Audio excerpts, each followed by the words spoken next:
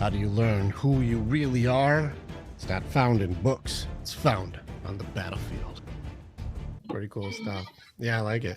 Just had a killer group with the guys a second ago. We had a big breakthrough, ironically, with like one of the guys who was struggling the most, but like had a big breakthrough on like anger and leadership.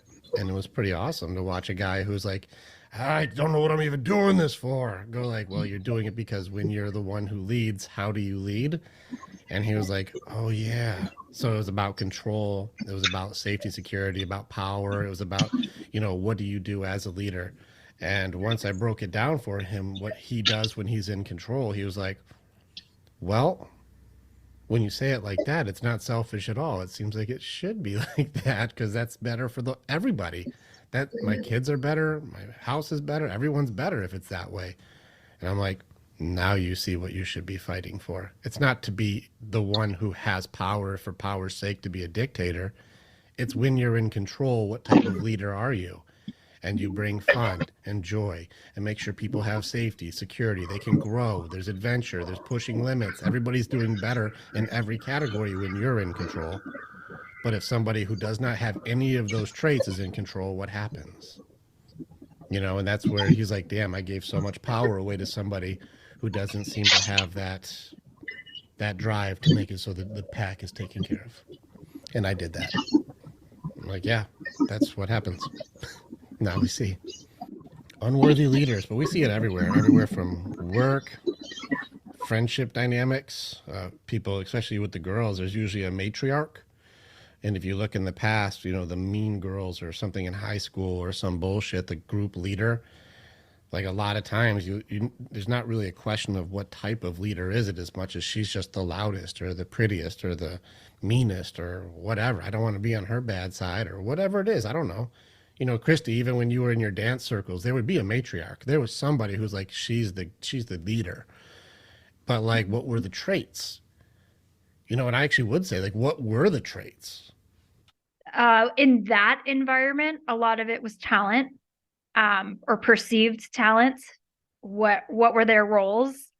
Were they kind of famous? What did they look like?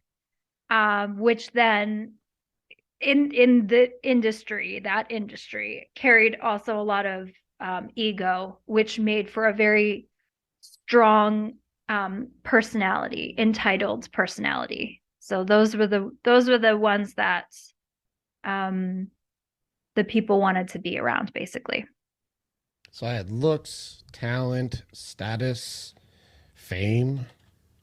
All right, so these are the things that were being measured on. That person should be in charge. That person's who we follow, right?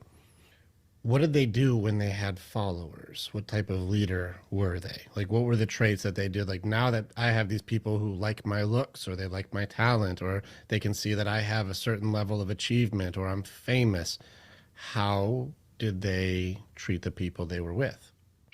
It wasn't universal, but very often it was, they basically were better than everybody else and ignored most other people. If you were privileged enough to be in their presence, that it was an air that it was a privilege, basically. So not a leader. Was it almost like being around hierarchy? Yeah, I mean, I guess I'm trying to understand. What were like some of the treatments they would do? Like ignore them, I would probably use them. Go get me this, go get me that. Like, I didn't see a whole lot of that as much, that last part, but it was more, yeah, just like completely removing themselves from the majority of the cast, which was like clear. It was like the era of they didn't have time for us. Like we weren't enough for their time, kind of thing. almost like they're more important. Oh, for sure. All right, so if this person is judged by looks, talent, status, fame, like this person is like, she's great because, or she's done this awesome thing, or whatever the thing that made her like, she's the leader, she's the one that we follow. And then when she has power, it was ignored others, no connection, she's too busy, she's more important. These are the traits where we go like, wait a second, like, what are we following that person for? and it wasn't questioned. How many people would follow that person? How many people would be like, "Oh man, she's the greatest"? They did be, and I did too, because it was fueled by, we wanted to be like her. Mm-hmm. Like, if we could have been her, we if that was a choice, we would have chosen that. Not to be that asshole, but to have that recognition, feel better. Like, my worth was so tied around my looks and my talent, because, like, outside of that, like, in entertainment, there is really nothing else that anybody gives a shit about. So it was those two things, and that gauged my worthiness. And so for me to desire to be somebody else, I always desired to be somebody else. And if I saw that in that person, then it was, well, I would feel more worthy. I would feel better about myself if I looked like that, if I sang like that, if I held the show like they do. And I know that that was pretty much the driving force for everybody, because they weren't, most of them weren't super nice. There was an occasional one that would be nice, but most weren't very nice if they thought they were better than you by those perceived measures. Like, that was the gauge. Okay, so we got a comparison, almost the envy curse, that I want to be like that. Yeah, for sure. I want to be like her Yep. one day. I want to be like that. And that would be better. If I had that kind of power, if I had that kind of control over things, I would feel worthy or loved or appreciated, seen. I would be wanted. I want that. Yeah. I want those things. Now, this is where it gets into like, well, what are the things that are important to you? You know, if you have control, what is important to you? You know, what do you do? If you have absolute control, what do you do with it? This may be revealing to our own things. For me, it was seeking, I didn't know until I started to learn more about me, but it was because I had a part of me that didn't feel seen or heard, or even chosen. Like Angie said a few days ago, I wasn't the hot girl in school.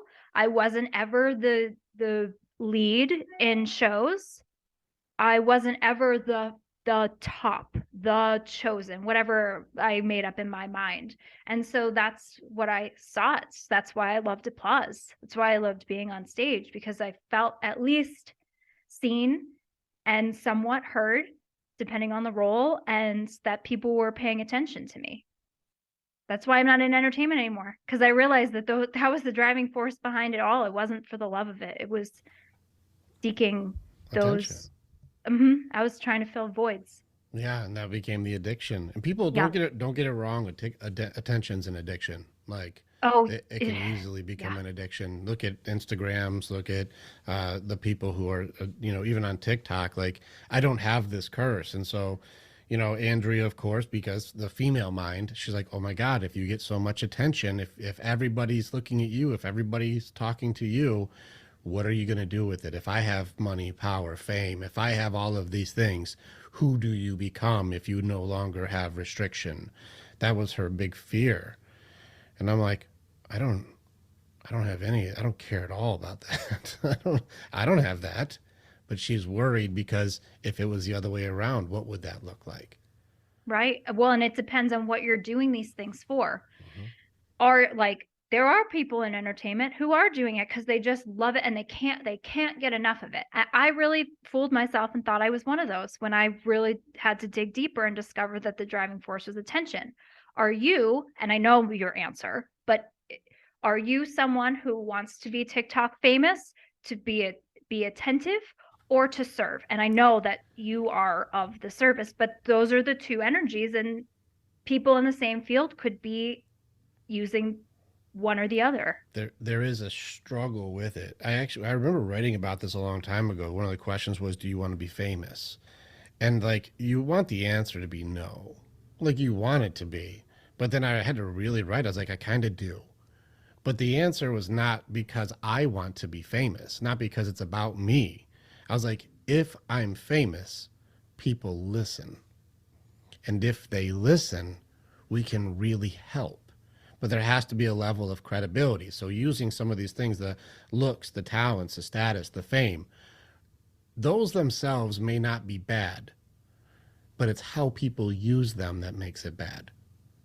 And so, like, even the more status, the more fame, the more my talent is exposed, even my look matters. Like, people go, like, I could follow that guy. He looks tough.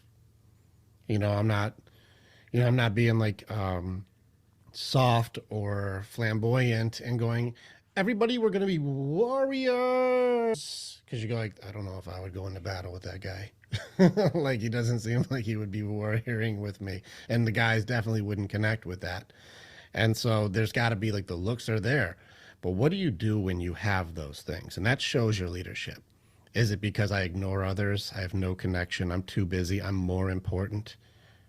Well, no. If I have more, power, status, the fame aspect of it, then I would go, hey, now I can serve and you'll listen.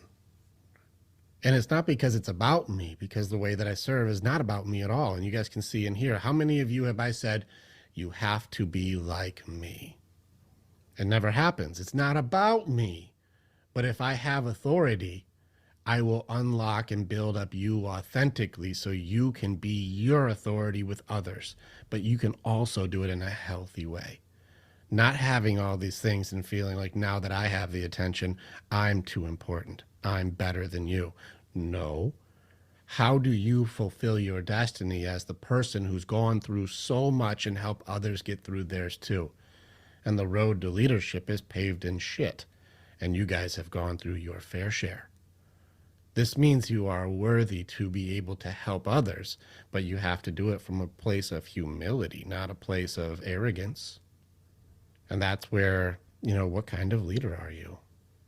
The things that we're going to fight in the future, the stuff that all of you have gone through, there's a reason you had to survive that.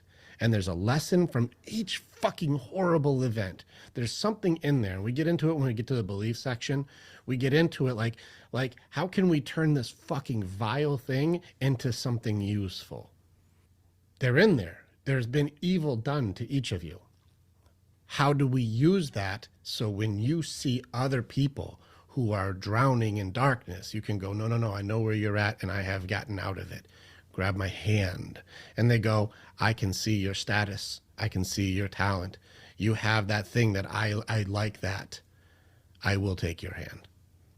You are worthy, but not worthy because other people have bought your ticket, but worthy because you have proven yourself as valuable as a warrior, not as whatever this fake status thing is, because you can spin faster than everyone else or you can jump higher. That makes you somebody that I would follow.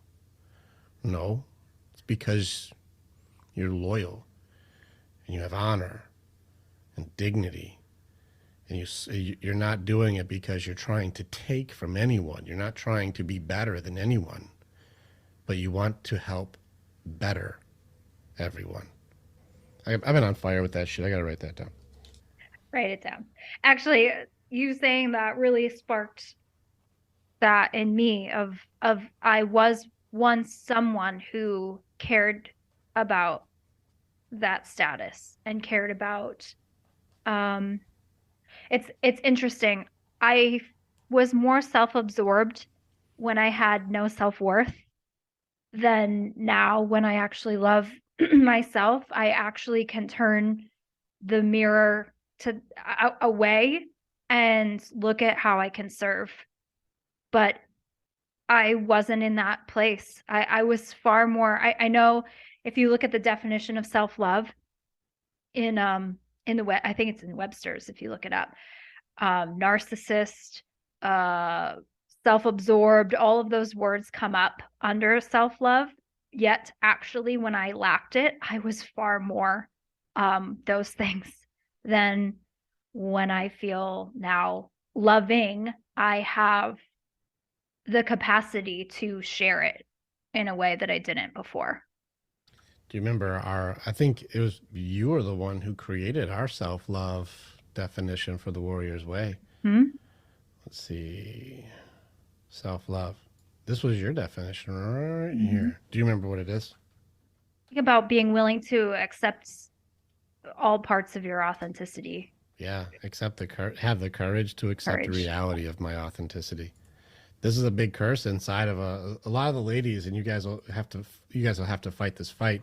A lot of the curses that are put on women are routed in denial. I don't want to look at this. I don't want to face this. I don't. It's not real. I don't want to do it. My truth, not the truth.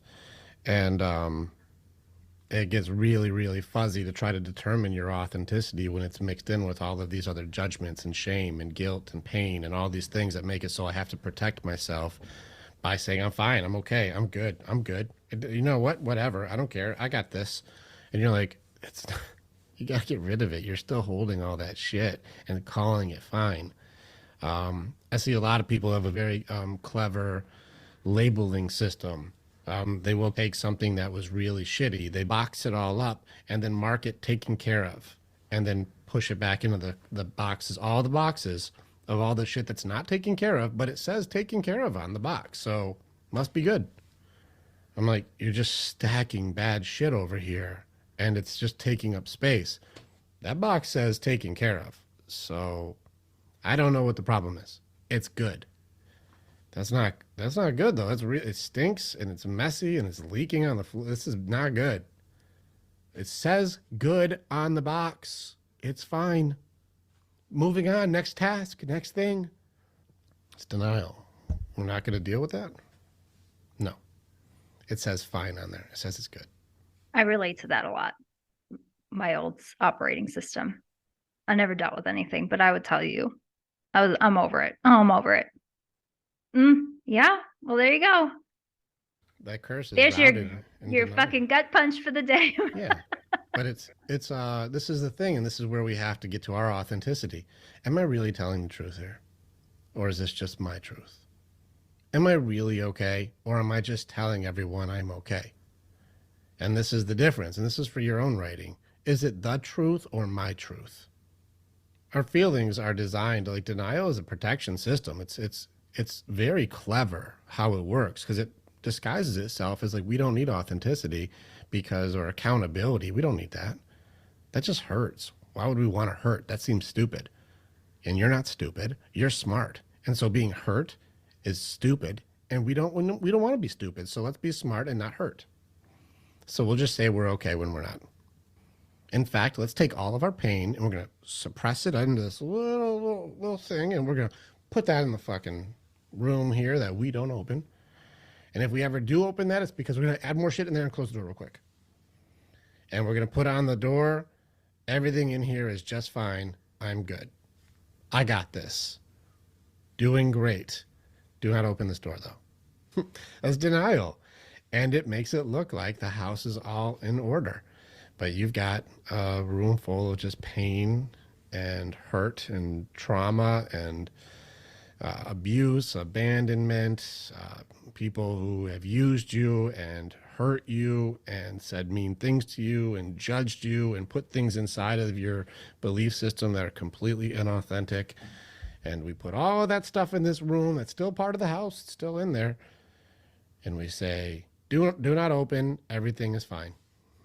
In fact, if you want to be really clever about it, you can say, not opening this door is girl power. Don't face your reality is strength. This is clever labeling. Not admitting to your pain is what real women do. Really? Yeah, because I'm strong, so I don't admit that things are wrong. I don't know if that's what strength is. I think it's not that. And so this is, I am proud of our 15-year-old when it was like, there are some people, like, can people, handle the truth? And she said, like, a lot of times people can't handle their own truth, but they sure as fuck can handle everyone else's, and they need to be accountable. They need to open their shit. They better be honest. Don't be fucking lying. I will judge you. They better be honest. Well, what about you? Oh, yeah, that's bullshit. Don't even open that door. You're just trying to ruin my peace. You're bad for even trying to open it. I'll judge you again for even trying to look in the room. My truth. Not the truth. Reality is not going to play this game. If you want to open that door, you're bad. Well, what about getting rid of the stuff in that room? You're just being mean. Now you're just, you want to call my shit out? What about your stuff? Let's deflect. Let's throw it back on you. Let's go open your door. And they're like, all right, fine, let's open my door. And they, see, there's a sock out of place. You're not good. There's a sock out of you didn't put. See, I told you got shit too. All right, yeah, I gotta take care of that sock. That's true. All right, let's do your room. Fuck that. Nope. I know there's way more than a fucking sock out of place in that room, and I'm not even going in there. We are not doing that game. That's denial. It's protection. It looks like protection, but it's deflection. It's the lying to ourselves, our authentic self. It's denying our authenticity. It does the opposite of courage. And that's why, you see Christy's definition, the courage to accept the reality of my authenticity. And what is it for? It goes back to coping mechanisms. It's going to get into it a whole lot. Control. It all comes down to control. I need to control this. So how do we control it? Well, denial goes into like hide, retreat, suppress. We're not dealing with that. And that makes it so it seems like it has that, like you said, that fake projection. It's that fake personas, the mask that we wear to make it so people think that we're doing great, when really we won't admit how much we're truly struggling. That's your coping mechanism. Does it look like confidence? It's fake confidence, so it looks like it's good.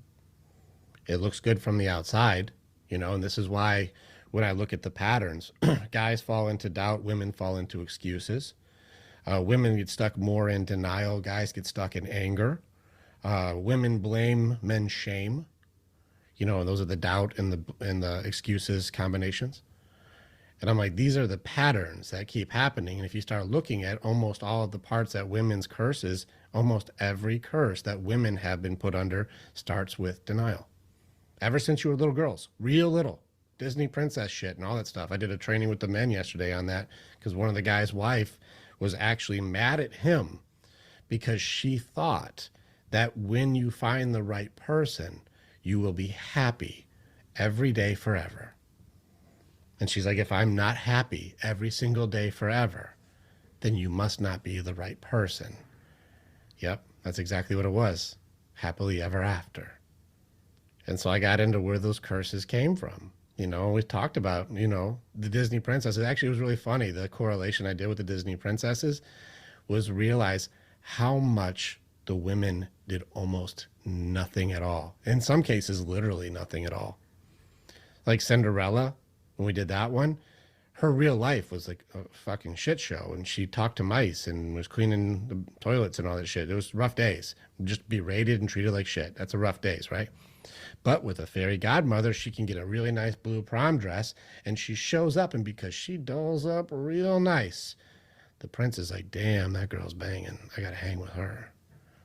Now he hangs out with her for a little bit and says, pretty much, damn girl, you fine. She's like, thanks. And then dong, dong, the bells go off, and she's like, I gotta bounce. I'm about to turn into the real me in a second, and I can't have you see that. So she takes off, but loses her shoe. Well, he's like, I gotta find this chick, right? I gotta find this girl. But he had to use the shoe to figure out who she was. Why did he have to use the shoe to figure out who she was? Do you guys know why he had to use the shoe? He didn't even remember her name. He didn't even know her name. It didn't even matter. In fact, he didn't know a fucking thing about her. He just knew that girl looks good in blue. He's like, I'd do her. Like, he didn't even know her name. And he's like, I'm marrying that girl. On what criteria? Literally look at it. What was the criteria he knew about Cinderella? Is like, be pretty. Be pretty. And that's all you need. That's literally the only criteria for a prince to choose you. Let's do another one. She got plastic surgeries. She had stuff that she had taken care of. Well, which Disney princess is this one? Ariel. Let's go ahead and change who you are. Let's augment your fins and get you feet. And then you can go and have dates with princes. But we're going to remove your voice. It's best if you look beautiful and can't talk. So the prince chooses Ariel based on what? Anybody know? Why did the prince go, wow, there's something about this girl, and she couldn't talk at all. But with her new legs, she sure was hot. With her augmented body, she sure is chosen. She couldn't talk, so it wasn't anything about what she knew, her dreams, her talents, her gifts, none of that shit, nothing. The coolest thing about her was she had a crab that sang. That's a Sebastian reference. You're welcome. You got to kiss the girl. Like, get it, boy. He's making that. This guy's romance incarnate. This little crab. He was the man. Anyways, again, nothing special about her. Okay, you want to go into another one where the princess didn't do anything to get a prince? What was the most important thing that Sleeping Beauty said to the prince to make her choose him? Sleeping Beauty, what did she say to him to go, that's my guy? What did she say? Sleeping Beauty. Anybody? Oh, that's right. She was knocked the fuck out. She was sleeping the whole time. And when the prince saw her passed out, he's like, I don't know why, man, but I mean, I'm kind of digging it, dude. I don't know. She's hot as fuck when she's sleeping. She's not saying a damn word. She's not doing anything, but she looks good. I'd do it. This dude, that prince, by the way, of all of the princes, that guy had to fight Maleficent, and she turned into a big fucking dragon with giant spiked barbed wire bushes all over the place, and this dude fights her as a dragon because this chick looks hot when she's roofied. She's cursed, she's passed out, she's unconscious, and he's like, I'll fight a dragon for that chick. No criteria, literally zero things about her that are special. She's just hot when she's sleeping. What did she have to do or be? Pretty. It's literally the only thing that she did. We don't, like, there's never anything. It's like, wait a second, that's kind of fucked. It's not that great. I think we can keep going with a whole bunch of them. The ones that make me really upset is they try reworking certain ones. Don't get me started with Mulan, which they were trying to be like, this princess can take care of herself by pretending to be a boy, for starters. Let's go ahead and go into this. But then the next thing about it is they made it so she had a superpower where she had super chi since she was born, that she could do martial arts and badass shit from hereditary reasons. Like she could just kung fu everybody, but with no training. This is the Mary Sue thing that is a really curse on women these days, is that you actually don't have to train or learn or get new skills or practice. You just win because you're a girl. Well, what kind of curse does that put on you where you don't just win because you're a girl, when you actually have to learn or practice or read or write or figure it out or keep doing the repetition to it? What does that teach you, that if you don't just get it immediately, you're not good enough? How come I don't just get this? Is there something wrong with me? How come my Disney princess that I choose just wins, but I keep losing? No, I haven't watched the Amazon Cinderella yet. No, what's the difference in this one? Because they keep trying to change the stories now. With Beauty and the Beast, get me started again. Okay, this one is really good because she says no to the prince. And she's like, I want to do my dream. I want to become a fashion designer. I'm going for it. And she says, fuck this guy. I'm going to be the queen's fashion designer. That's awesome. Yeah, let's go ahead and not marry a prince so I can follow my fashion dreams. Anybody here know much about fashion? Because what are the odds of you being like the fashion guru in a world full of people with fashion? Like, your best deal would be if you got into Walmart. Like, to be like the big fashion icon, to say, I would sacrifice being with a guy who's at like an apex prince status. I'd get rid of all of that shit because I don't need that. I'm going to go and be a fashion designer. Like, on one hand, it's like admirable, chase your dreams, cool. But on the other hand, what's the message here? I don't need love, and I don't need to, even if I had a top 1% guy, I'd toss that shit in the garbage. Like, what is the message? I don't need love. Even if I found the best dude ever, I don't need that shit. What's the message? I'd say the message on that movie is follow your dreams, because the person that actually loves you will actually encourage you into following your dreams. Was the prince saying you should never follow your dreams if you have love? What do you mean? He's like, if you're with me, you have to get rid of your dreams. You have to be only with me. Or was he No, like, I love you? The guy actually, it's very weird. Like, you just have to see it, because I think you're gonna have another perspective on it. I don't think I will. The guy actually goes and says, like, you know what, like, I support you and I want to be with you, and the guy just leaves the kingdom and gives the kingdom to his sister, who was more prepared into receiving the kingdom. Because guys are stupid. No, Rick, you just got to see the movie. I have to give my kingdom to the system, or to my sister, because I can't rule. I'm not good at it. And I'll sacrifice my kingdom and my status and my power and my money and give it to my sister so I can follow you for love, because you follow your dreams and I get rid of all of my things for you. I'll sacrifice everything I have for you so you can follow your dreams. I don't think that this is that great of a message if you just look at it for what it is. And there's a lot of societal pushes inside of these movies that are really toxic undertones. And they start tearing people down. The old ways, these old movies that I'm talking about, like, made women literally just shut up and be pretty.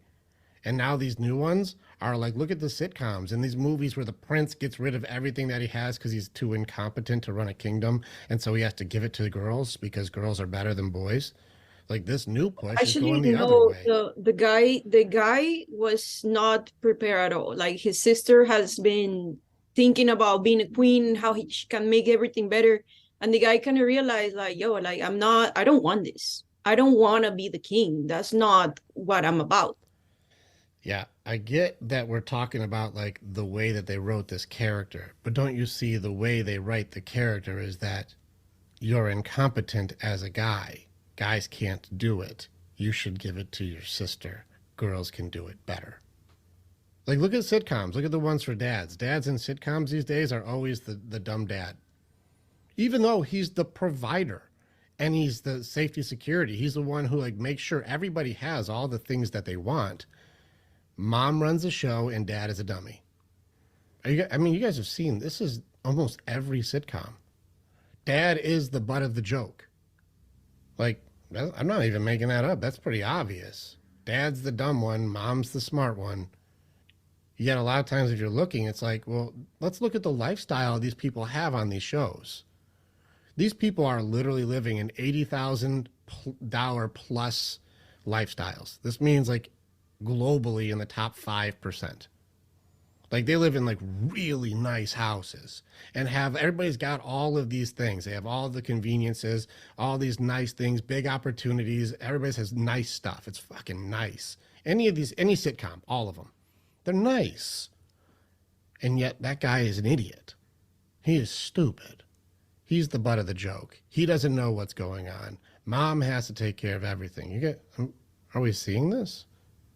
What is the message? I feel like it's exactly the same as the old Disney princesses. Girls are just supposed to be pretty. You're not supposed to be anything more than that. That's what you're supposed to do. Well, guys are too dumb to be able to handle things, so women should be handling things. It's unhealthy on both sides.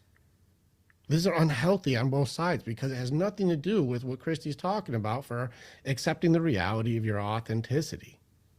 Well, no, it's giving labels and saying this is what you should be, or this is how we think you are, or even how we think you should be, so other people that we want to have control and power, this is what I think should be happening. And it all comes down, if you look at the end of it, power is to control. This is why we talked about, Christy's dance lead girl or whatever, or you see people who are unworthy bosses.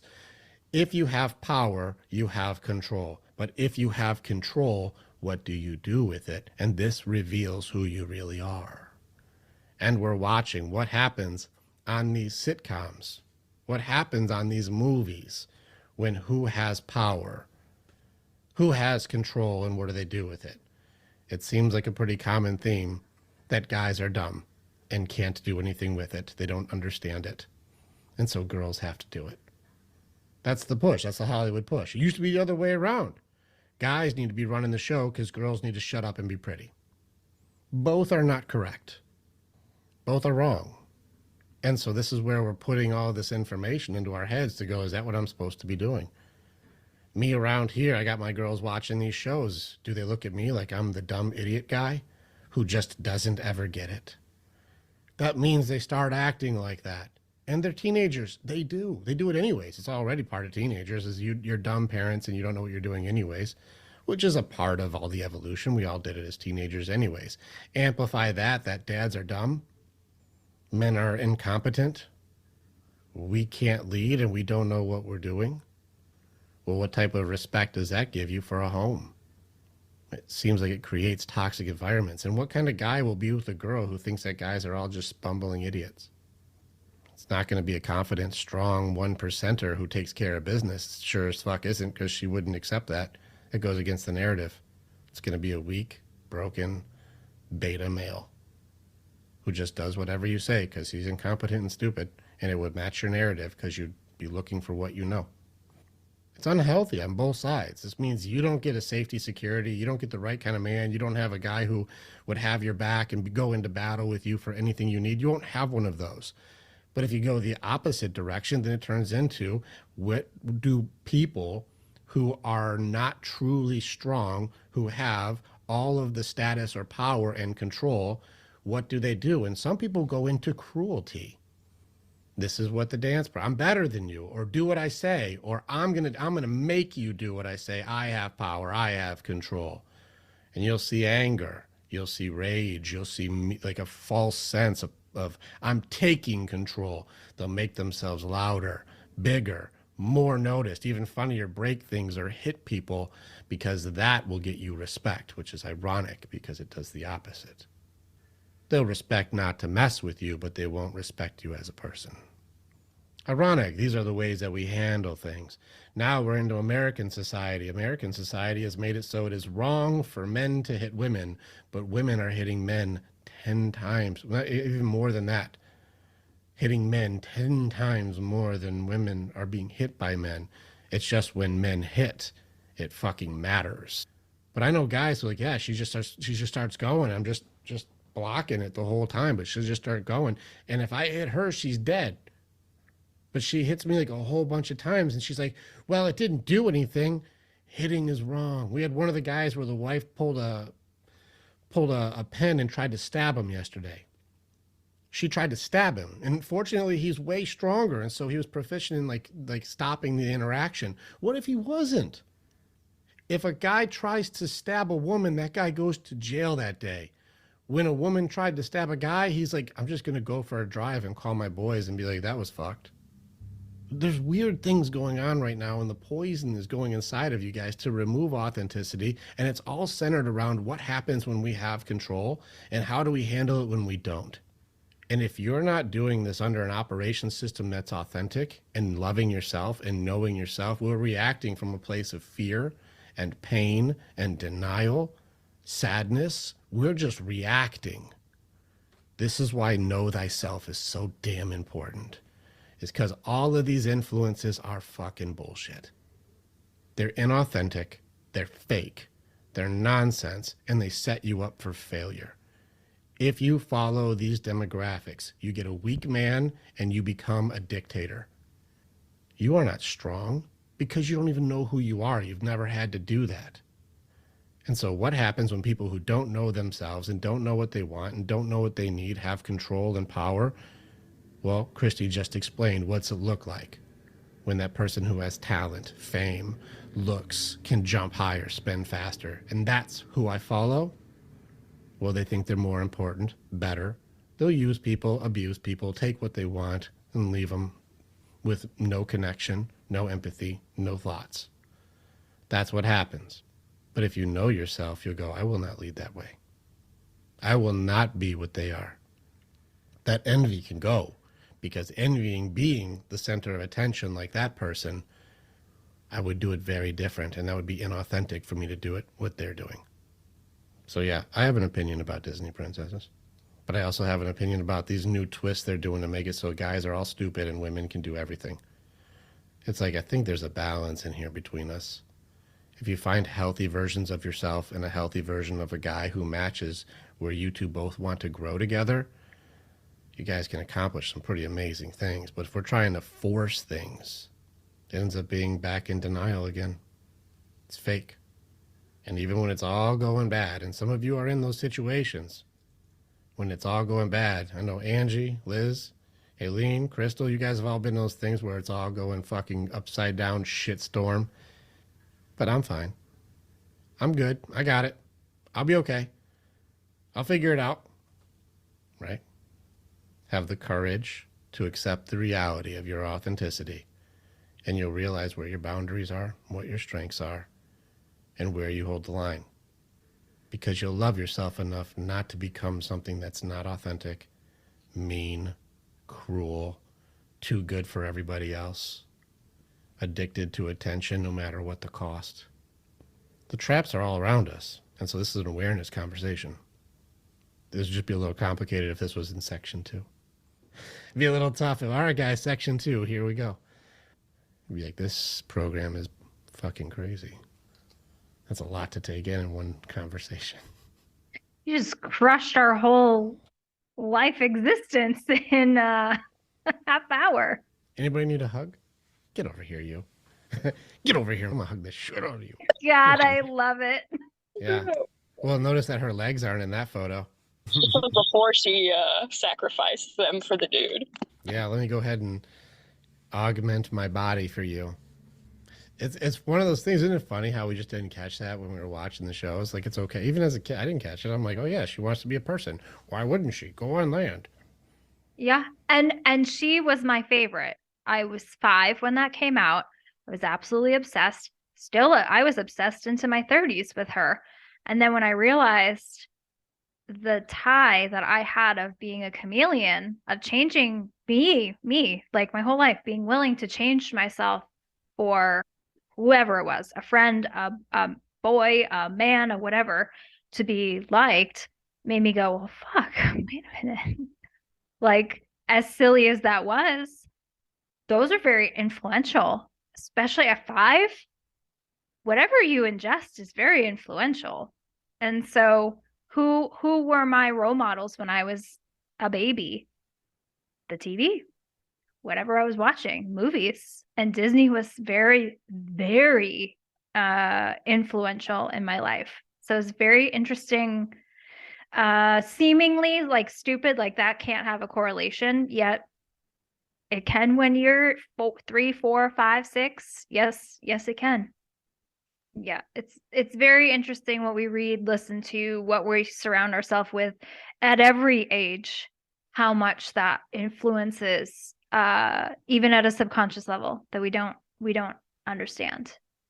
But what is it teaching us, or what is it embedding in us as a view of the world? So yeah, Rick, one more thing on this. I will say the last few years I have a different perspective, but when the narrative started to change of this whole like girl power thing, I was behind it too, of like, yeah, like a few years ago, yeah, fuck yeah, women used to get beat by their husbands, like we couldn't have credit cards, we couldn't vote, yeah, let's switch it around, until I started to do more of this deep dive, more of this like into psychology, and seeing that no flip either way, just being pretty and doing shit, that's not cool, and us trampling over everybody else to get ahead and to be on top and to be, the one, isn't cool. It's two extremes. We got to find somewhere in the middle. It's really tough too. I watch a lot of I'm in my algorithms go into like the success areas, and I see women who really fed into like being a boss babe and handling their business and being like step on all these dumb fucking men to get to where you want because they deserve it. And you're watching these women who became like attorneys or CEOs or big business owners or multimillionaires, and you watch them, they did it. They did the grind. They climbed the mountain. They got to the top. And these women now, they'll have kids because guys will still sleep with them, or guys will, they'll, give, some sort of false security to a dynamic, but there's no love. And now you see these women who are in their 40s and maybe a little older, or even late 30s, and they're going, I did all of the things to be a boss babe. I did all of the things to be the badass and compete and beat the other guys. I've done it. I did it. And you're like, yeah, girl power. She's like, I can't find love. No guy would want to be with somebody who doesn't have any skills in this category. And everything that I do is revolved around competition and power and control. And everything I do it's undesirable to men. Guys don't want somebody where I have to go and compete in my business all day and then have to compete at home all day. There has to be peace somewhere. And if you're not peace, that's not desirable. Like if you're conflict and combat and fighting every time you come home, it's like, oh my God, I do that all day. And then I come home and I have to do that too. And these ladies are now finding it extremely difficult with their status or their power or their fame or their money to find somebody who even gives a shit about any of that. Because guys don't, that's not one of the things that we look for women. Could you imagine a guy going like, Angie, we're on a date and the guy's like, how much money do you have? Because I want to get that money. Is that, like, oh, this is going to be good. Guys aren't looking for your money because we don't ever think, like, women don't go like, I'm going to date a guy so I can take care of him financially. Like, I don't think that's ever taught. Is that taught? Are you girls hearing this thing? I don't know if you guys are hearing this. I used to think that I could do that, like, because I grew up in a neighborhood, like in the hood pretty much. So here, most of the guys don't do shit their whole lives. Like they don't graduate, they have shitty jobs. And it's like, okay, I'm the one that's going to college. I think I'm going to end up being the one that, supports the home. And, I thought about it like, shit, maybe it's me, the one that's going to have to be the one that provides. And I really thought that at some point I was going to have to be pretty much it was going to be the inverse of everything. Like I kind of wanted more of a guy that will be able to be at home, take care of the house and the kids if I have to work, because it's like I cannot do both things, like I cannot work and then come home and clean up and then you're just there chilling all day in the sofa doing nothing. It's like, yeah, but I guess you cannot go to extremes. You want to find a sweet balance, like, hey, maybe, like I have a harsh working pattern this month. Can you help me out doing this? And vice versa. But, that's perfect talk. Like that shit doesn't exist. Well, you're actually pointing out a different thing, and this would be a different conversation. There are cultural influences. There is like when it comes to being in the hood, that's a culture. Like it's an entire ecosystem that was designed, by the way. Just so like this was the hood was created. Like that wasn't, there's no accident that there's hoods. Like this goes back to the 70s and this gets into a totally different thing. But there was psychology around trying to create a democratic voting system that only goes towards, we will keep people of certain ethnicities and classes at a low level so that they always vote this way. Like there's a plan. That's why welfare was created. That's a whole different thing though. Any case. There's a reason why that demographic has been reversed, and why has it culturally amongst Latino and Black cultures been made out that if you're getting educated, you're being like, especially for men, you're being a sissy, you're being weak, you ain't doing hard shit, you ain't being strong. Oh, you're gonna go home and study? Man, that's some pussy shit, or you're acting like a white kid. It turns into these weird cultural pushes that like, if you're smart as a man, that's weak. And girls, now you girls have opportunity. Girls now have opportunity to go get educated, but that wasn't there before. And so girls are going hard, especially Black girls, community-wise. Black women are fucking slaying it in college. They're moving up the ranks, no problemo. And guys, it is culturally weak if you go home and study instead of come out and bang with the boys.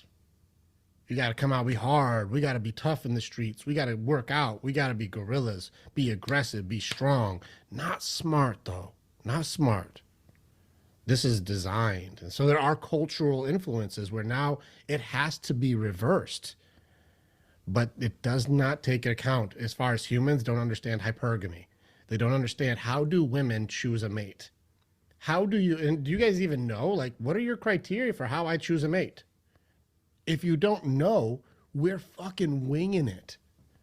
Total winging it. We're just winging it and hope that we can make something work with somebody. Total, I don't even know what I'm doing. I have no idea. And so here we are, we're putting our lives on the line, our livelihood, our resources, our time, our mind, our energy, our body, everything that we have. And now you're supposed to not only be the mother, the caretaker, the nurturer, the empathizer, the one who takes care of everything, but you're also supposed to be the sacrificer, the breadwinner, the protector, the security, the safety, the pay the bills, take care. You're supposed to be everything. And you don't see how that's set up for failure. They're setting women up for failure. They're setting you up for failure. Like, you're set up. Without authenticity, without knowing yourself, you're going to overextend and over-sacrifice. And that's what's happened with these women that are the CEOs, the boss babes, the success stories. They're like, I do not have the drive to keep competing with the wolves and the lions when I want to be a mother. It goes against my entire DNA. I want to be there for my kids. I am built for that. You know, when it comes to empathy, women have it higher when it comes to children. That's how you guys know what to do when the kid can't say, hey, mom, I'm hungry. Hey, mom, I'm dirty. Hey, mom, I'm tired. They're not saying it. It's just noise. Yet women somehow can figure out what it is through that noise. Men don't have that system. Now, it's funny that it's reversed because men, and I do my surveys, believe it or not, men have higher empathy for women than I believe women have for their man. They're like, I can absolutely empathize with what's going on with her feelings. She doesn't want to hear about mine at all. That's where resentment comes in, and that's a bigger topic.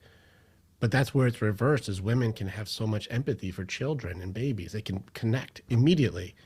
But that system has not worked for their man. And men, they can't connect with the babies. They can't connect. They don't understand that system, but they can empathize for their woman. There's a reason why those systems are built into place. There's a system there that makes it so together works really well. Because the guy cares about everyone's feelings. Believe it or not, I know you won't believe it. I will put you in the room with the men. I'll put you in the room with them. We've had ladies who have done it. I'm like, ask the guys. I'll put you in a room with 30 dudes.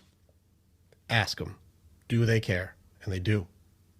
That person's supposed to be running the show until we reverse the script. Because then it means when you come home and you see him sitting on the couch, it's not about, baby, what are you working through that's made it so you sacrificed your dreams? Baby, what kind of hurt do you have in your heart to make it so you feel no motivation? Baby, what's going on with you to make it so we can try and get you to unlock your potential? No, it's a judgment of you're fucking lazy. What the fuck? There's a cultural break there. There's something wrong. That's incorrect. It doesn't work for you, and it sets you up for absolute failure. You have to do everything. Nobody's built to do everything.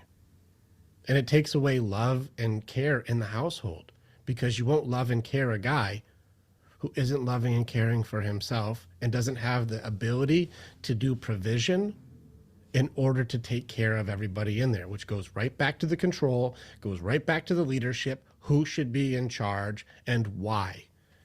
It's not an unfair or sexist question. It really is. Let's look at who leads in what way. And some people will be like that dance girl with Christy, who don't care, all about them, make it all their things. I'm more important, only what I want, and I don't care what anybody else needs. And the other side would make it so like, no, I actually do care. All of your safety, security, your needs, your wants, your dreams are important to me. But I don't think that the princes have to sacrifice all of their provisions to be able to be a good lover. I think he can be a good man and a good lover while being able to be in control and providing. So she can have her dreams. He has to evolve just like she does. It can't just be one person gets dreams. It's wrong. And Angie, you are right. The extremes don't work. There's no growth in the extremes. It's too wild. It's too volatile. There's no growth. Together, we're stronger, and that's it. So how do we look at each other and go, how do we make it so us together is better than if it's us not together? And both sides have to have the courage to face the reality of their authenticity, the truth, not my truth. So that way you're actually working on growing and he's actually working on growing.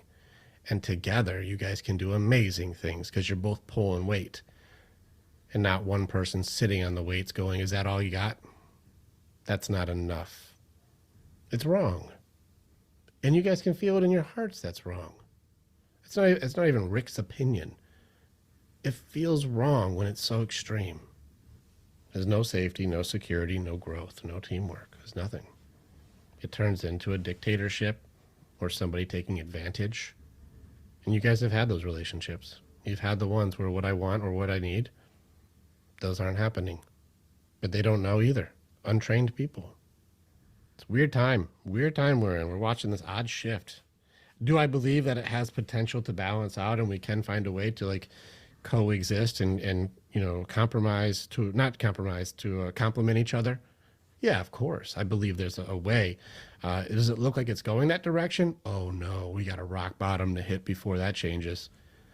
It has to be proven that this system does not work. Absolutely zero.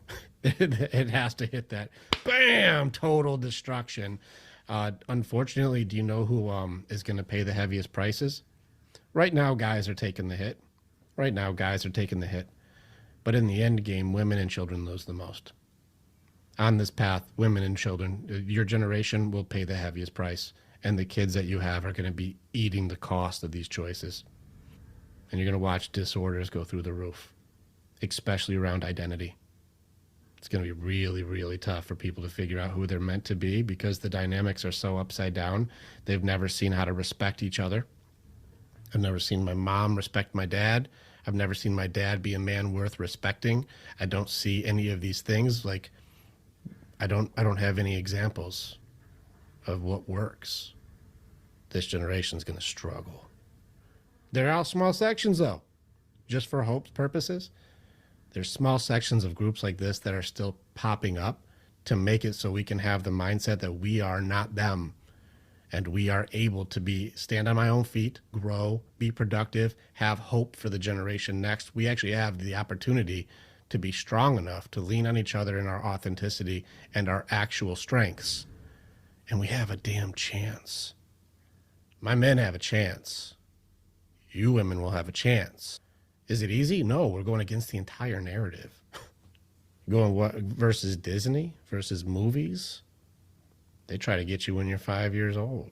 It's tough. These are curses, though. We can break them, and we do. But you have to be willing to fight them, though.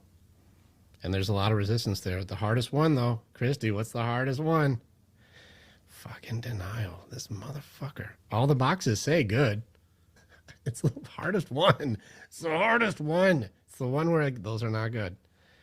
It says good. You don't read well. Let's open your room. Yeah, let's be the black sheep. Own it.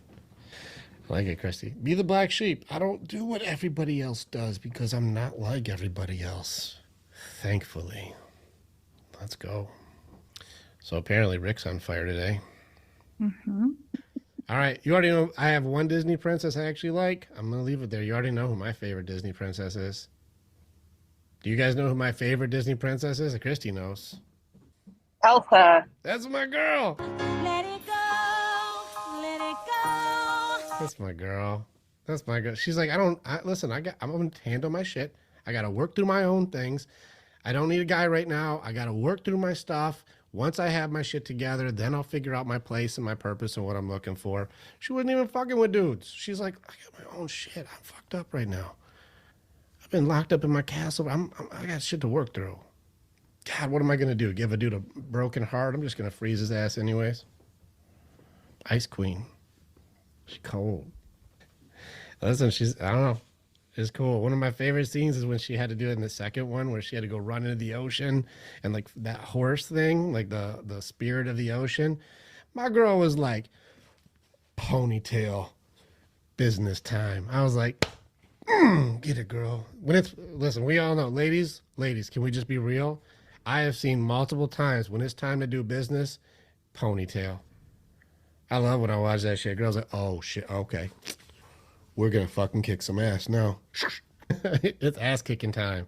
I don't care if it's lifting, I don't care if it's fighting, I don't care what it's doing. When it's ponytail time, it's fucking on. Listen, Elsa just pulled that shit. I'm gonna face fucking horse spirit. Ponytail time. Let's do it. Cheers to that. Cheers. That drunk guy almost posed. Yep. Ponytail time. There it is. You want to start? Oh, we doing this? Oh, hold on. Ponytail time. Drunk guy. Well, thank you. Thank you for your fire today, Rick. Yeah. Don't get me started.